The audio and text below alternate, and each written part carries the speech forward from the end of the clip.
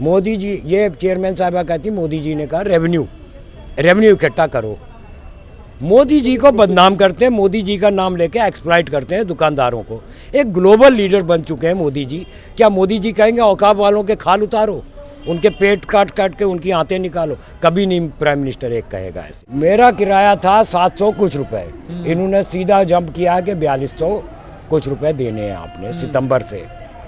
अब हम उनसे बात करने का तरीका यही है कि बात किया जाए, तो वो स्किप हो जाती हैं। जी हमारी बुक शॉप है गुजर नगर में, और अच्छा काम चल रहा था। 2019 के बाद यहाँ लोगों ने आना बंद कर दिया, क्योंकि जम्मू जो है एक ट्रांजिट टाइप है, यहाँ चलते फिरते लोग होते हैं, मुस्तकिल बहुत कम लोग हैं जो आबादी यहाँ की है। आहिस्ता आहिस्ता 2-3 महीने निकले तो कोविड आ गया, लॉकडाउन लग गया। लॉकडाउन में हमसे एक अपील की गई प्राइम मिनिस्टर की तरफ से कि मदद करें आप लोग एक दूसरे की। अपने पास नहीं होती है वो भी, हम लोगों ने कहा आधी आधी खाएंगे, मदद करते रहे। बाहर के परदेसी थे, फंसे थे सब, प्राइम मिनिस्टर की बात पर हम मान गए। उसके बाद उसी साल ऐलान हो गया कि दरबार मूव कैंसिल हो गया है, अब नहीं होगा। जहां 20,000 करोड़ का रेवेन्यू आता था, वहाँ 200 करोड़ भी नहीं रहा। तो जम्मू को तो नुकसान ही नुकसान हुआ है उसका। ये कहते थे हमने 200 करोड़ बचाए, हज़ारों करोड़ का चूना लग गया। आगे क्या चलते हैं हम देखते हैं। दरबार मूव नहीं रहा, कोविड की मार पड़ी, जम्मू में सन्नाटे हो गए, रिप्रेजेंटेटिव है नहीं कोई जो हमारी बात को सुने। सेक्रेटरीट में जाए कोई फरियाद लेके तो बाहर से कोई जाने नहीं देता, मना कर रखा है उनको। क्या वजह है क्या नहीं है ये नहीं पता। हमारी कुछ खरीदारियाँ कॉलेज वगैरह करते थे, उन्होंने भी बंद कर दी। बोले फंड्स आते हैं वापस चले जाते हैं, खींच लिए जाते हैं वापस। वो बोलते हैं किताबों का क्या करना है। खैर अब ये हालत है, किसी के घर में कोई बीमार है, लाखों का पैकेज डॉक्टर दे रहा, कोई बेटियां लेके बैठा है कि शादी करेंगे, वो प्रोग्राम उसके बैलेंस बिगड़ गए हैं। किसी का कारोबार बिल्कुल ठप है। कोई अगर सुबह से शाम तक 1-1.5 हज़ार की प्रॉफिट कमा लेता था, टैक्स भी देना उसे, किराया भी देना, घर का खर्चा भी चलाना, बहुत सारे खर्चे, और आउट ऑफ बजट बीमारियों का भी खर्चा निकल आता, वो बेकार हो गया। 100, 150, 200, 300 की सेल दिन भर में होती, वो रोटी खाए या बाकी चीज़ें। यानी ये आप अपनी बात कर रहे हैं कि अब सेल बिल्कुल ख़त्म हो गई है? सेल बिल्कुल 1%, 2% रह गई है, ख़त्म ही के बराबर है, ये तो ना के बराबर है। अब उसके बाद इन्होंने जो नोटिस निकाले हैं, नोटिस यहाँ निकलता है तो चेयरमैन साहिबा श्रीनगर होती है। आपका किराया कितना कर दिया नोटिस में? मेरा किराया था 700 कुछ रुपए, इन्होंने सीधा जंप किया कि 4200 कुछ रुपए देने हैं आपने सितंबर से। अब हम उनसे बात करने का तरीका यही है कि बात किया जाए, तो वो स्किप हो जाती हैं। फिर तंग आके हमने एक मेमोरेंडम, उनके वक्फ बोर्ड के मेंबर हैं सोहेल काजमी साहब, ही अवेलेबल थे यहाँ, हम उनसे मिले तो एक मेमोरेंडम हमने सबने मिलके दिया। उन्होंने अपना लेटर लगाया उसके साथ रिकमेंडेशन की कि इसको टाला जाए, इस फैसले को। यहाँ के मैं ग्राउंड लेवल पे देख रहा हूँ, यहाँ काम धंधे चौपट है, वो भी गायब के वक्फ बोर्ड की मीटिंग बुलाएंगे तो उसको डिले कर दिया, वो पीछे कर दी मीटिंग, किसी से बात करने को तैयार नहीं है। श्रीनगर में भी ये हालत है, यहाँ भी ये हालत है। श्रीनगर में रश है, आबादी है, कुछ ना कुछ हो रहा है, यहाँ तो बिल्कुल ही ठप है, सुनसान पड़े हैं बाज़ार। अब ये सर्दियाँ आई, लोग ठंड में आए हैं, तो बेचारे हमारी सामान खरीदते फिरेंगे या अपना पेट पालेंगे, वो भी उनको भी सोचना है। तो कहने का मतलब ये है कि ज़बरदस्ती। लेकिन कश्मीर से जो लोग अक्सर सर्दियों में आया करते थे, इस बार तादाद कितनी है? इस बार 5% भी नहीं है, 5 क्या 2% नहीं है। वो तो बीमार लोग ही हैं ना, जो लोग बीमार हैं, जो मजबूर हैं, बुजुर्ग हैं, वो लोग आते हैं। अभी प्लस पॉइंट ये हो गया इसमें कि एक तो दरबार मूव ख़त्म हो गया, दूसरा अब जो बेचारे छुट्टियों में आते थे वो भी इन्होंने डेफर कर दिया, छुट्टियां भी डेफर कर दी और सेशन चेंज कर दिया पढ़ाई का। उनके एग्ज़ाम नवंबर में होते थे, दिसंबर में छुट्टी बढ़ गई तो चले आते थे बेचारे। चलो वो भी एक प्लस पॉइंट होता था जम्मू के लिए, अब वो भी ख़त्म हो गया। अभी वो एग्ज़ाम की तैयारी करेंगे, अभी बोलते हैं कि 5th क्लास तक 5 तारीख को छुट्टी पड़ेगी, 10th जनाब 15 तारीख को पड़ेगी, प्लस जो है 10+ आगे जो है उनको जनाब अगले महीने देंगे छुट्टी। इसमें एक बात सारा सिस्टम बिगड़ा हुआ है। इन्होंने कोई सिस्टम, कोई होमवर्क इसके बारे में कहीं होता है या नहीं होता है, ये समझ के बाहर है। एक बात और है, ये कहते हैं, जब हमने कहा उनसे तो एडमिनिस्ट्रेटर औकाफ ने कहा, मोदी जी ने कहा, बल्कि वक्फ बोर्ड के मेंबर ने भी कहा, मोदी जी, ये चेयरमैन साहबा कहती मोदी जी ने कहा रेवेन्यू इकट्ठा करो। मोदी जी को बदनाम करते हैं, मोदी जी का नाम लेके एक्सप्लॉइट करते हैं दुकानदारों को। एक ग्लोबल लीडर बन चुके हैं मोदी जी।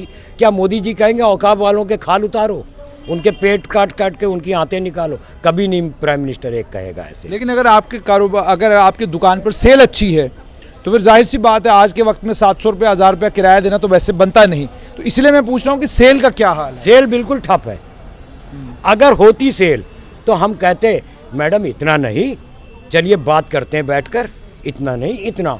हम तो कहते हैं इसको पूरा वापस लो, ये ऑर्डर इसको टालें आप टालें, कारोबार यहाँ शुरू हो, उसके बाद हम बैठ के बात करते हैं। एक चीज़ और भी है, ये लोगों ने, हमारे पूर्वजों ने प्रॉपर्टियाँ वक़्फ़ की हैं, इसमें थोड़ा सा कोई रिहेबिलिटेशन होना चाहिए था इस मामले में कि अगर गवर्नमेंट का पूरे तमाम डिपार्टमेंट्स का, जितने भी डिपार्टमेंट हैं, वो 12.5 रुपये स्क्वायर फीट अभी इस वक्त ले रहे हैं, तो हमारे साथ अगर 10 रुपये भी करें तो तब भी कुछ ना कुछ चलो बात बन जाती, कर लेते हम जनाब अली अपना पेट काट के। 36 रुपये स्क्वायर फुट, 40 रुपये स्क्वायर फुट, ये कौन देगा? आपको क्या लगता है मकसद क्या है इस सब का? देखिए मुझे लगता है ये औकाफ को डिबो देंगे, वक़्फ़ को। या ये तो नहीं कि दुकानें खाली करवाएं आपसे? मैं बताता हूँ, केसी प्लाजा के सामने दुकानें हैं कुछ, 13 साल से वो उन्होंने लिटिगेशन में फंसे, उन्होंने स्टे ले रखा है। आमदनी किसकी बंद हुई? वक़्फ़ की। वक़्फ़ को पैसा नहीं जा रहा, वो कोर्ट में जमा करते हैं। 150 रुपये महीना किराया है, या 200 या 300, मामूली बात थी, झगड़ा कर लिया उनसे। इसी तरह अगर उठते हैं पॉकेट्स में से अलग अलग लोग, वक़्फ़ के पैसे तो रुक गया, तो ये तो नुकसान पहुंचा रहे हैं। और ये बदनाम, क्या पता कोई साजिश हो, बदनाम कर रहे हो गवर्नमेंट को। लेकिन मैं आपसे ये जानना चाहता हूँ मकसद क्या है? कहीं ये तो नहीं है कि आपसे दुकानें खाली करवानी, किसी और को देनी? किसको देंगे? तो उसके लिए प्रोसीजर है ना, उसके लिए कानून है, तो कानूनी तौर से इनके हाथ बंधे हुए हैं, ये बात खाली करा ही नहीं सकते हैं। श्रीनगर में ये बात कही है कि हम इनकी दुकानें छीन के बेरोजगारों को देंगे। कौन बेरोजगार? जो रोजगार कर रहे हैं, जिनके साथ 2-2 घर जुड़े हुए हैं और उनकी फैमिलियां भी पल रही हैं, उनसे छीनेंगे और दे देंगे किसको? बेरोजगारों को। 10 मेरी दुकान में इस वक्त 6 मुलाजिम काम करते हैं, 2 हम भाई हैं, 8 बंदों को मेरी दुकान रोजगार दे रही है। ये 8 को छीन के 1 को देना चाहते हैं। अब मेरा लड़का है, इंजीनियर है, नौकरियां है नहीं कहीं, हाई क्वालिफाइड है, मैंने अपने साथ एडजस्ट कर लिया, उसकी शादी भी की है, उसकी भी तो फैमिली है, कहाँ जाएगा वो? और काम नहीं है, हमने चलाना है, मैनेज करना किसी तरह से। तो ये सोचने वाली बात है। नौकरियां नहीं तो बच्चे अपने साथ बिठा लिए लोगों ने, यानी उनको भी बेरोजगार करो। लेकिन जैसे मैंने कहा, बुनियादी सवाल मेरा यही है कि जैसे आपने भी कहा अगर आपके पास 6 कारोबारी हैं और घर के लोग भी उस पर पल रहे हैं, तो फिर 10-12 हज़ार रुपया किराया देने में इतनी परेशानी क्यों आ रही है? नहीं, वो कानूनी तौर अगर होता ना तो तब भी इंसान कुछ ना कुछ कर लेता। कानून नहीं ना मुझे कहता है कि आप 12,000 किराया दो। हम स्क्वायर फीट के हिसाब से, अगर पूरे जम्मू शहर में मैं नौकरी करता हूँ, मुझे 10,000 है, ये कहता नहीं जी मुझे 20,000 दो, 20,000 कहाँ से मैं दूँ? एक जेन्युइन चीज़ जो है, हम नहीं कहते हैं कि आप कानून से हट के कोई काम करें, लेकिन कानून के ऊपर भी नहीं ना जाएं आप, इतना ज़्यादा भी ना कर दें कि मुश्किल हो जाए सबके लिए। वो भीड़ें नहीं रही हैं, वो काम, वो रश नहीं रहा। अब लोकल लोग हैं, लोकल लोग हैं, छोटी मोटी कोई ज़रूरतमंद है वो ले लेता है। आज कंपटीशन में दुकानदार कई लोग घाटे में बेच देते हैं कि यार मेरे घर में कुछ दाल रोटी के पैसे तो आ जाएं।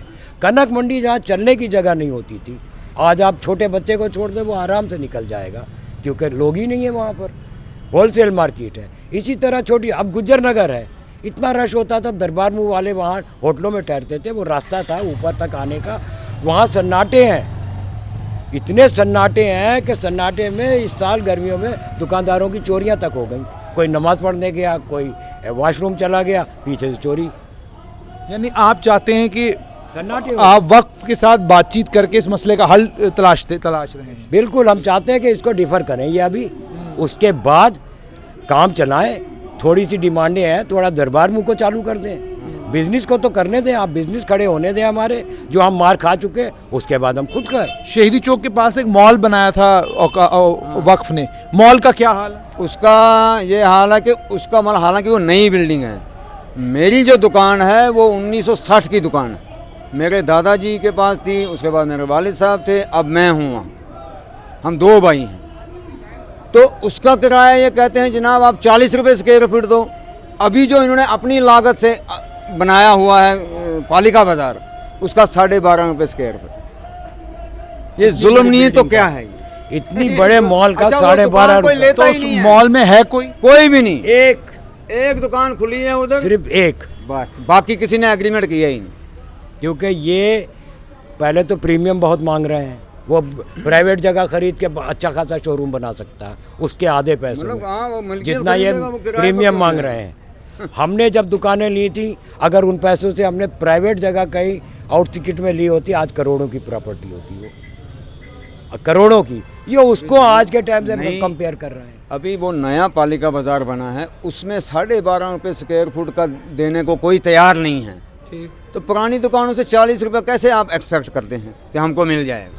तो आपने सुन लिया कि साफ तौर पर इन कारोबारियों का ये कहना है कि अगर 12.5 रुपये पालिका बाजार में स्क्वायर फीट के हिसाब से आप किराया वसूल रहे हैं, तो 40 रुपये स्क्वायर फुट इन दुकानों से लेने की क्या तुक बनती है। दूसरा इनका ये है, और ये भी सुना आपने कि दुकान कोई 12.5 में लेने के लिए तैयार नहीं। तो क्या अब वक्फ इन दुकानदारों के साथ बैठकर इस मसले का निपटारा करेगा, और क्या वक्फ इनके साथ बैठकर ये समझने की कोशिश करेगा कि कारोबार की हालत इस वक्त क्या है और ये किस तरीके से अपना कारोबार कर रहे हैं, कितनी कमाई है इनकी और जायज़ कितना किराया इनका बनता है। देखना अब यह है कि क्या वक्फ इन लोगों के साथ बैठकर इस मसले का हल निकालेगा।